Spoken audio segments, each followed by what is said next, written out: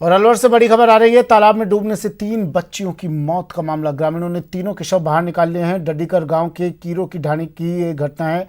सूचना के बाद मौके पर सदर थाना पुलिस पहुंच चुकी है। पुलिस ने शव को निकलवाकर राजीव गांधी सामान्य अस्पताल की मोर्चरी में रखवा दिया है, जहां उनका पोस्टमार्टम करवाया जा रहा है। सदर थानाधिकारी रामनिवास मीणा ने बताया कि डडीकर गांव में नरेगा का काम चल रहा था, तभी खेलते हुए एक बच्ची का पैर फिसल गया था, जिसके बाद उसको बचाने के चक्कर में 3 बच्चियां राधा, रज्जो और संगीता पानी में डूब गईं। बच्चियों को डूबने से बचाने के लिए उनकी दादी भी तालाब में कूद गई। इसके बाद नरेगा का काम कर रहे लोगों को पता चला तो उन्होंने महिला को बचा लिया, लेकिन 3 मासूम लड़कियों की मौत हो गई।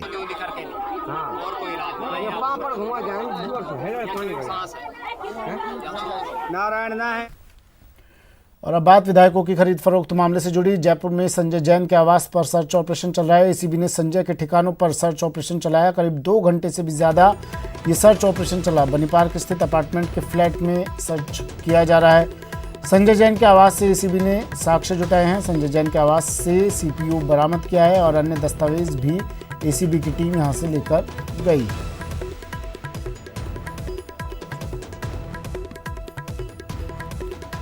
एसीबी की कार्रवाई को लेकर ज्यादा जानकारी दे रहे हैं संवाददाता सौरभ गृहस्थी। विधायकों की खरीद फरोख्त के मामले में अब जांच एसीबी ने तेज कर दी है। आज आरोपी संजय जैन के ठिकानों पर एसीबी की ओर से सर्च की कार्रवाई की जा रही है। जयपुर और बीकानेर में एसीबी की टीम द्वारा अलग अलग सर्च की कार्रवाई को जो है वो अंजाम जो है वो दिया जा रहा है। जयपुर के बनी पार्क स्थित संजय जैन के आवास पर एसीबी की टीम आज पहुंची और करीब 2 घंटे से ज़्यादा समय तक एसीबी की टीम ने यहां पर सर्च की है। दस्तावेज जुटाने की कोशिश जो है वो एसीबी के द्वारा की गई है। इसके अलावा बीकानेर के ठिकाने पर भी एसीबी ने सर्च की कार्रवाई की है और फिलहाल एसीबी की टीम जो है वो कुछ बोलने के मूड में नहीं है, लेकिन दस्तावेज जो आप देख सकते हैं, ये दस्तावेज जो है वो कंप्यूटर जो है वो यहाँ से लिया गया है। तथ्य क्योंकि जिस प्रकार से इस मामले में जुटाने की कोशिश जो है वो एसीबी कर रही थी, उस लिहाज से ये बहुत महत्वपूर्ण दस्तावेज जो है वो एसीबी ने जुटाया और ये लेकर एसीबी जो है वो अब रवाना हो रही है। और क्योंकि जिस प्रकार से संजय जैन के खिलाफ मामला पहले एसओजी में था और उसके बाद एसीबी में ट्रांसफर हुआ, तो इस लिहाज से एसीबी की ओर से जो है वो सर्च जो है वो यहाँ पर पूरी कर ली गई है और अब एसीबी की टीम जो है वो रवाना हो रही है। हालांकि एसीबी ने अभी शुरुआती तौर पर जांच होने के कारण इस मामले में कुछ भी बोलने से इनकार कर दिया है, लेकिन आज बहुत महत्वपूर्ण जो है वो साक्ष्य जुटाने के बाद एसीबी की टीम जो है वो रवाना हो चुकी है। कैमरा पर्सन घनश्याम के साथ सौरभ गृहस्थी, न्यूज़ 18 राजस्थान, जयपुर। और अब बात छात्रों के सत्याग्रह की, जहां एनएसयूआई ने नई शिक्षा नीति के साथ साथ कई और मुद्दों को लेकर शांतिपूर्ण प्रदर्शन किया।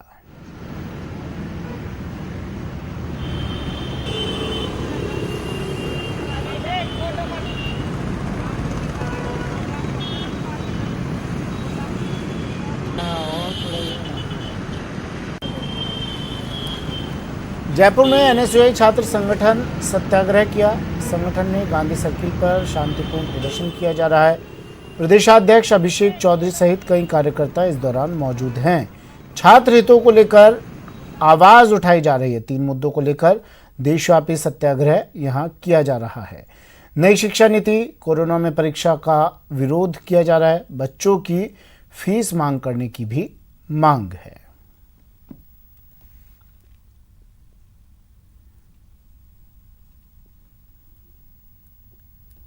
जो नई शिक्षा नीति उन्होंने लागू की है, जिस तरह अभी तक के उनके कार्यकाल के दौरान उन्होंने लगातार अपने तानाशाही फैसले जनता पर थोपने का प्रयास किया है, उसी के क्रम में उन्होंने एक नई शिक्षा नीति देश के छात्रों पर थोपने के लिए तैयार कर दी है। हम उनसे ये आग्रह करते हैं, आप कृपया करके उसका पुनर्मूल्यांकन करें। उसमें बहुत सी ऐसी स्थितियां हैं जो छात्रों के खिलाफ है। राष्ट्रीय शिक्षा नीति के विरोध में आज अजमेर में एनएसयूआई कार्यकर्ताओं ने धरना दिया। एनएसयूआई ने नई शिक्षा नीति के विरोध में गांधी भवन पर सांकेतिक रूप से सत्याग्रह किया और नई शिक्षा नीति की खामियों को बताया। और सरकार से कोरोना के चलते आर्थिक मंदी के समय में विद्यार्थियों की फर्स्ट सेमेस्टर की फीस माफ करने की मांग की है।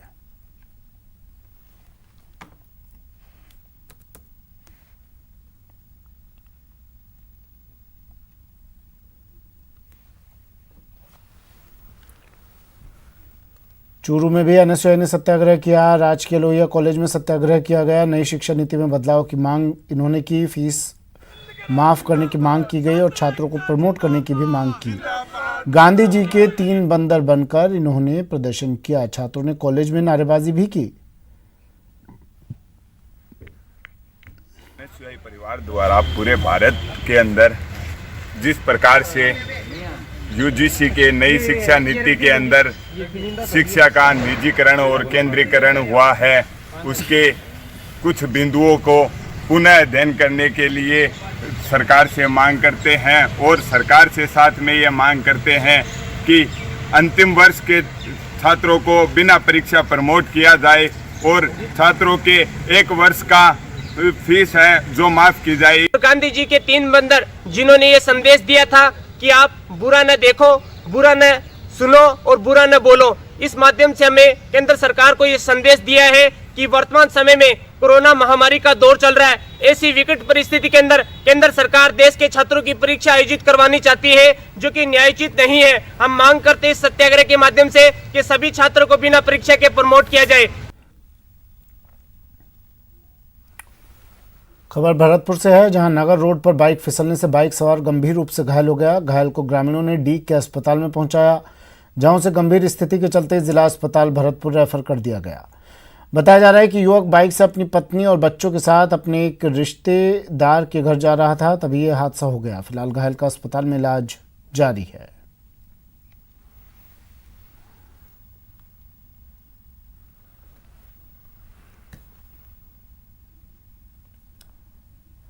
अजमेर की कोतवाली पुलिस ने लाखों रुपए की हुई फाइबर चोरी के मामले में 2 चोरों को गिरफ्तार किया और दोनों के कब्जे से फाइबर केबल भी बरामद कर लिया है। पुलिस से मिली जानकारी के मुताबिक दिनेश चौहान नाम के शख्स ने फाइबर केबल चोरी की रिपोर्ट दर्ज करवाई थी, जिस पर पुलिस ने कार्रवाई की और 2 आरोपियों को धर दबोचा है, जबकि एक आरोपी की तलाश की जा रही है।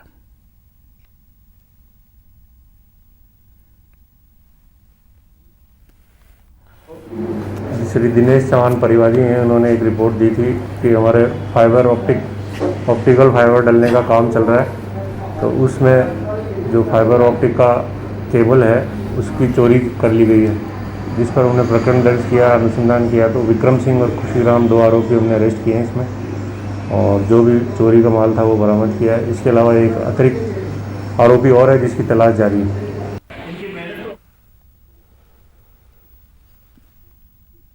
चलिए, बुलेटिन में फिलहाल इतना ही। दीजिए इजाजत। नमस्कार।